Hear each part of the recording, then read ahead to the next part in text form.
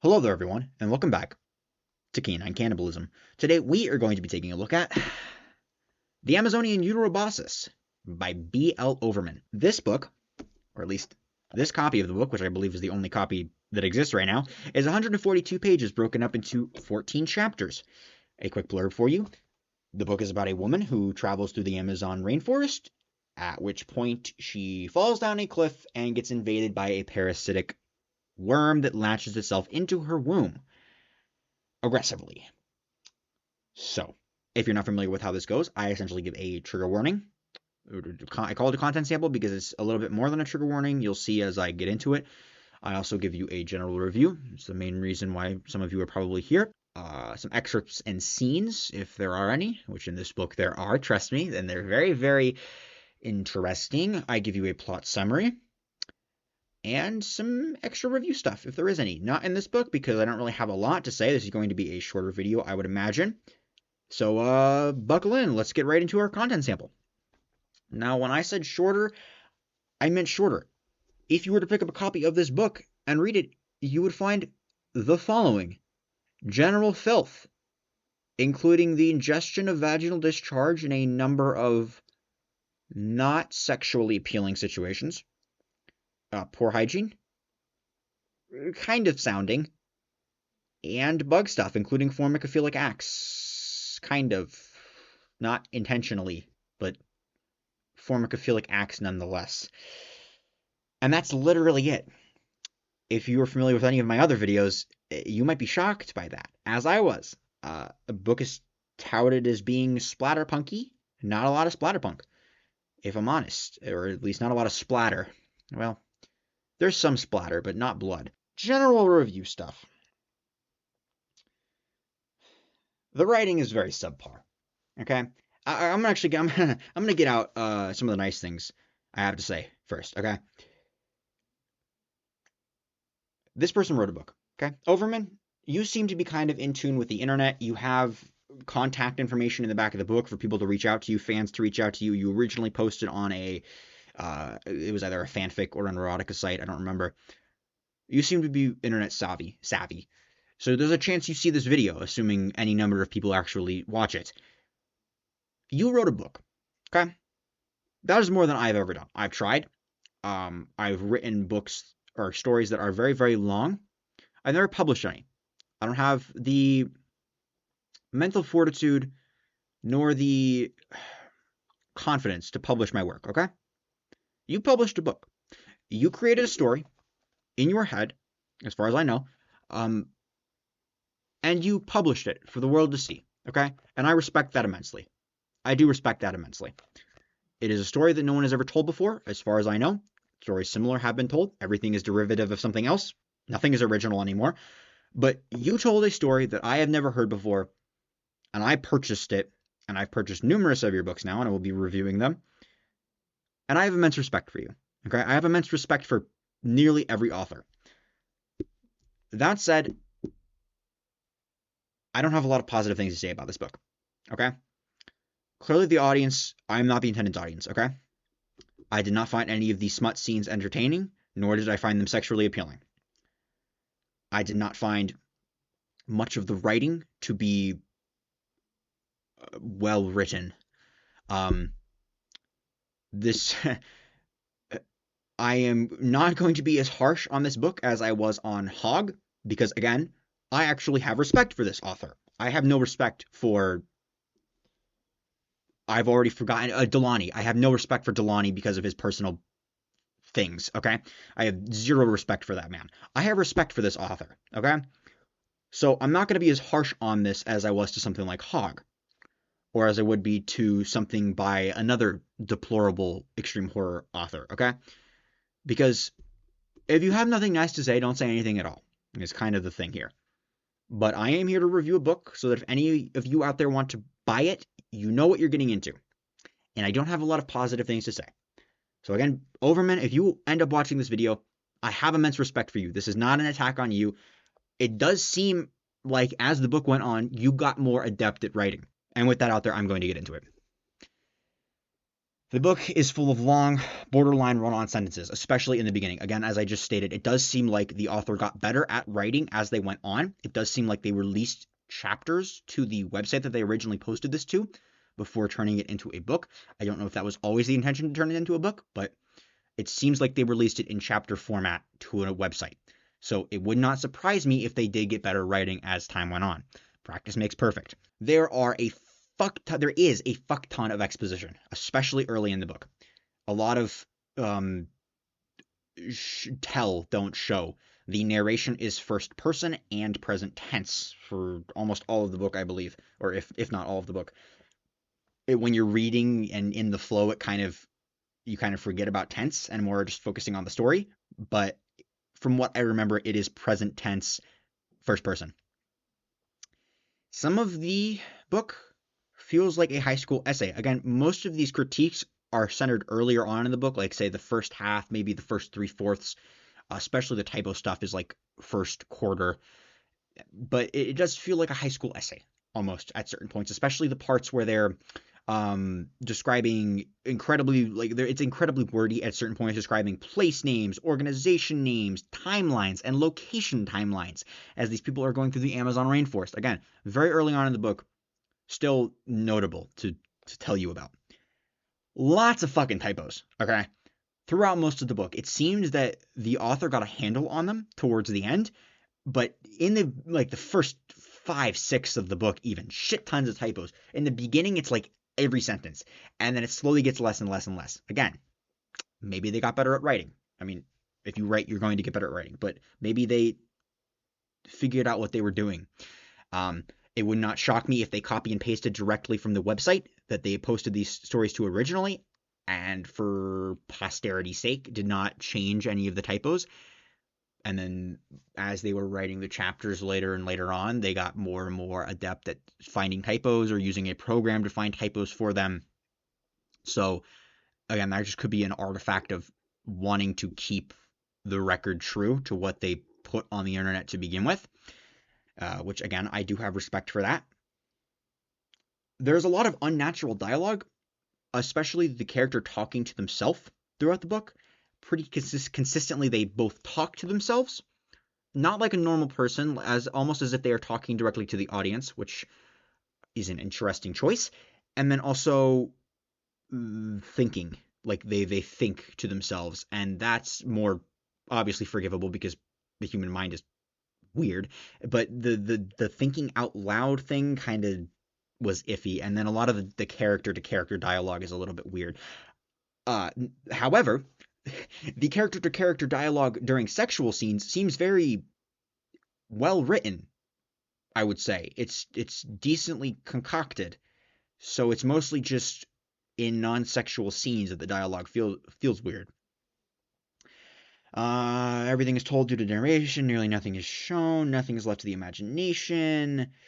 There's issues with plural verbs early on in the book, where Overman constantly uses the singular verb for plural nouns, and then also uses plurality wrong in general in nouns, like distances when it should be distance, I believe occurs at one point. Don't know the reason behind that, but it was very consistent to the point where I picked up on it, where I was like, that is the wrong verb tense. And things like that, it does kind of take you out of the writing. A lot of this stuff took me out of the writing. Again, I cannot reiterate this enough. Early on, it does get much, much better after the first half of the book.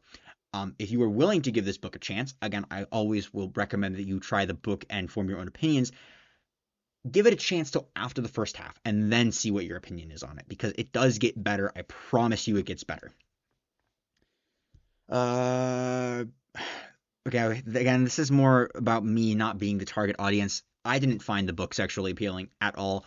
There were numerous, and it is a splatterpunk smut combination.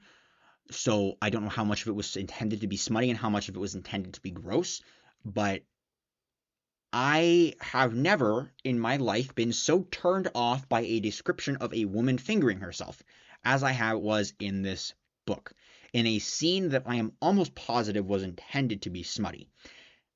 Again, I am not the target audience for this book. Clearly, I am not the Dubcon insect tentacle worm stuff enthusiast that this book is probably intended for. But still, I thought I would point that out. That's pretty much it for a general review. I'm going to give you the ratings now, something I started in my last video. This first series of numbers is out of 10, 5 being completely normal, not good, not bad, completely just, you don't even bat an eye at it. It doesn't shock you, it doesn't take you out of the reading, none of that. For plot and plot direction, I would give it a 5. Felt completely normal. Felt like, yep, that's how the plot probably should go.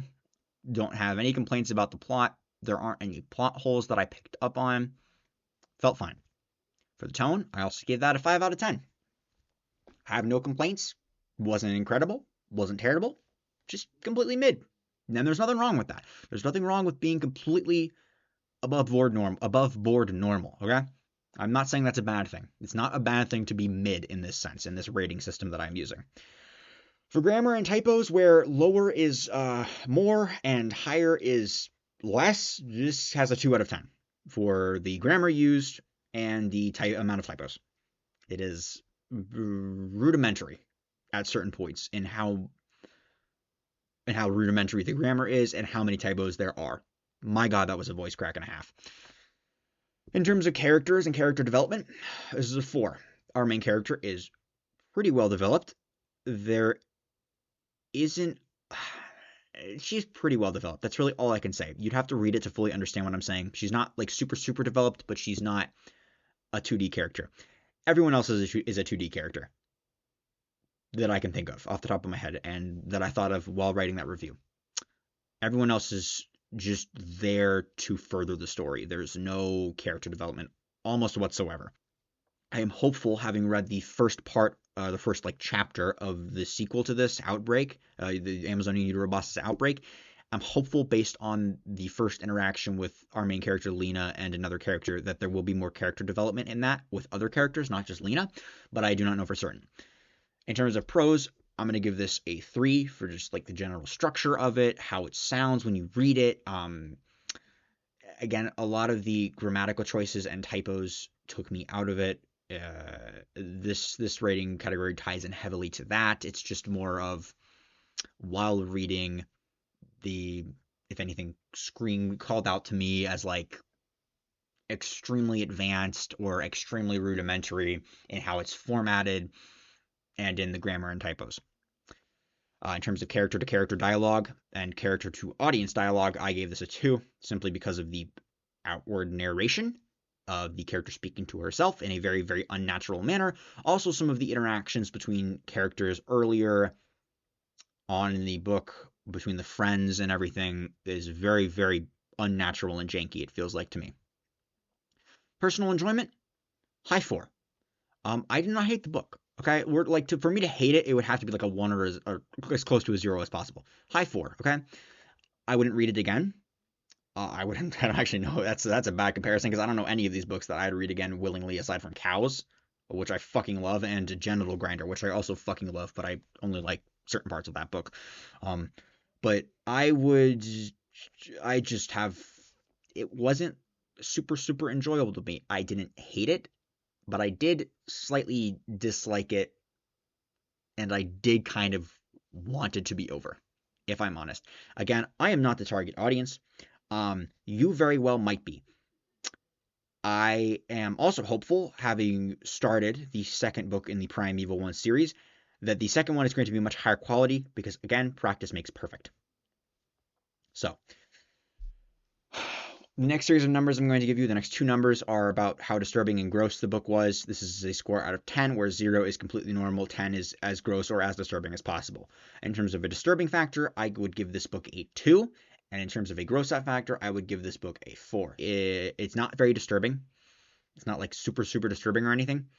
And the gross out stuff is kind of toned down in a lot of scenes. There's a couple of gross scenes, and that's pretty much it.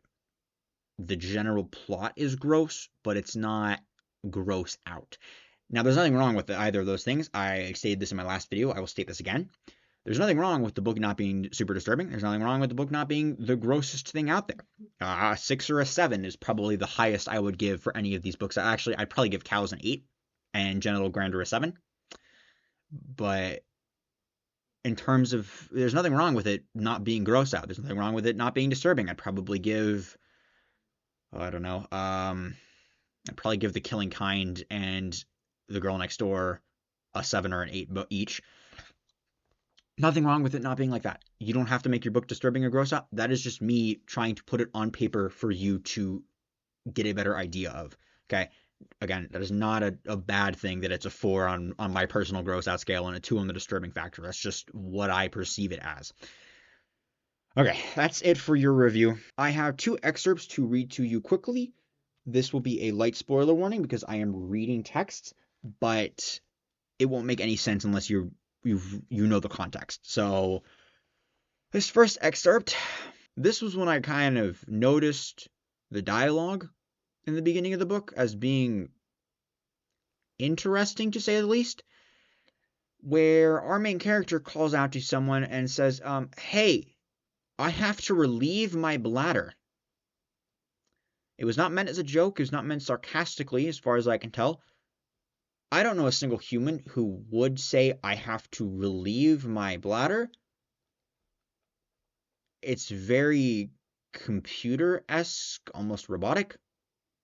So that one definitely took me out of what I was reading. I was very taken aback by that choice. And then this one made me laugh out loud. So hard, it's not even funny. This is a thought in our main character's mind, which goes as follows. Why did that make me cry out in pleasure like a dick just went in me instead of a horrific giant worm? Probably because it feels like an actual cock. If a cock could wiggle and undulate. That's it for your excerpts and scenes. We are now going to quickly jump into a plot summary so that this video for this book that I wrote barely anything about doesn't turn into 30 minutes as well as the last one. So, plot summary, heavy spoiler warning. I'm going to describe to you a very, very dumbed down version of the book because there's not a whole lot of movement throughout the book. There are some major plot points, but all of the stuff between can kind of be cut out from a summary. So, very, very dumbed down version of the book. If you were to read it, you would have a drastically different experience. But let's get into it. Our main character, Lena, or Lena, I've been pronouncing it Lena because that looks correct, Lena, is traveling in the Amazon rainforest. She falls down a cliff while going to the bathroom, at which point a large phallic worm crawls up her leg and into her womb. As the story progresses, she begins feeling really good, realizing that the creature is drugging her with hormones, pheromones, whatever. She begins to consistently grow horny at shortening intervals as time goes on. She becomes unable to control herself and begins fucking any man that she lays eyes on, including her best friend's boyfriend. She realizes that the worm is shoving eggs into their dick holes after they come. While traveling through a swamp, a multitude of eggs hatch from inside her womb and pour out of her. Many of the baby worms are able to escape into the water and mud before she can grab them. She manages to lure the worm out of her vagina by tempting it with another woman's vagina during gay sex. As a biologist, she puts together a report and begins studying the worm and its babies for a doctorate program at an esteemed university. One day, she gets a call from a friend's boyfriend, and he tells her that her friend, his girlfriend, is beginning to act like she was, Lena, when he and Lena, fucked. Wow, that's a lot of attempts to not make pronouns ambiguous. It is at this point that Lena realizes that she has another worm in her womb, positing that she missed one unhatched egg during her many endoscopies after she was able to remove the worm from herself. Lena packs her bags, resolving to solve the issue on her own before an outbreak of womb worms start killing women because, they sap your blood and it makes you anemic and eventually you die, is what she has learned from her research. And that's the plot. There's a lot more than that. Again, it's 150 pages-ish, so there's a lot of movement in this book, but not a lot of major movement in this book, if you get what I'm saying, generally. And yeah, that's it for this video. So if you liked this, please like, comment, and subscribe. Again, Overman, if you are watching this, since you seem to be a internet savvy person, I have massive respect for you as an author, okay? Massive respect for you. Just because I didn't like your book doesn't mean that a lot of other people didn't like your book. As always, my opinions are my opinions and my opinions alone. I would highly recommend anyone watching this video pick up a copy of this book. I think there are digital copies on Amazon. There are also physical copies on Amazon. If you can splurge the money, buy a physical copy, support the author as much as you can. I always recommend supporting the author unless it is someone like fucking Delani. Anything else? I'll leave a link to the book in the comments, or not the comments, the description. And yeah, that's it. Bye.